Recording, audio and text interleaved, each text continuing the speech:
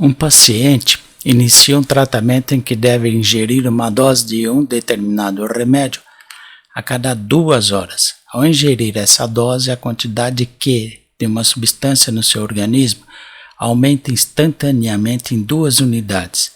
Nas próximas 2 horas, essa quantidade decresce de maneira linear até atingir a quantidade existente no momento imediatamente anterior à ingestão do remédio.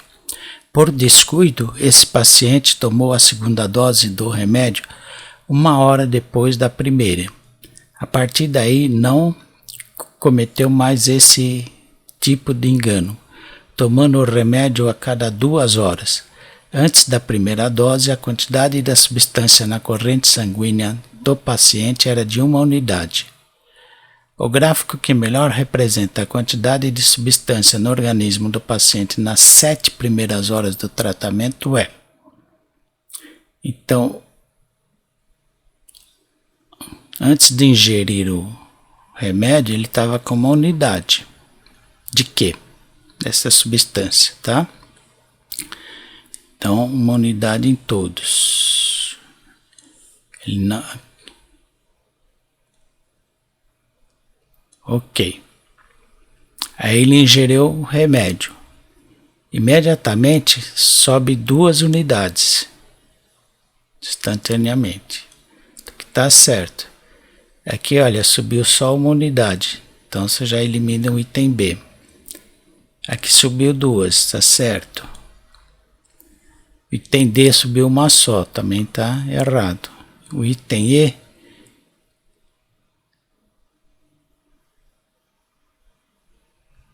é como se ele não tivesse tomado aqui na primeira hora, tá? Então tá errado. Então já vai ficar examinar esse e esse, mas olha aqui. Após 1 hora, se ele tivesse tomado após 2 horas, o remédio estaria nesse nível,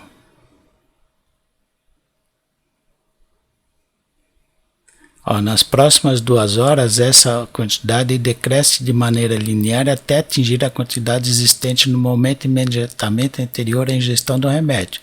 Então, se ele tivesse aguardado 2 horas, ficaria com 1 unidade, que é o que ele tinha antes da primeira dose. Mas como ele demorou só 1 hora, caiu a metade. Então tá certo isso aqui. Depois ele tomou o remédio, subiu 2. Foi caindo até o nível anterior. Tomou, subiu 2. Caiu até o nível anterior. Subiu, caiu 2. Completando as 7 horas. Alternativa A está correta. Isso não ocorreu aqui no E. Na primeira hora, chegou o nível de antes dele ter tomado o remédio. Só que aqui cairia só metade. Deveria estar aqui, ó. Ok? Por isso que é a alternativa A, que é a correta.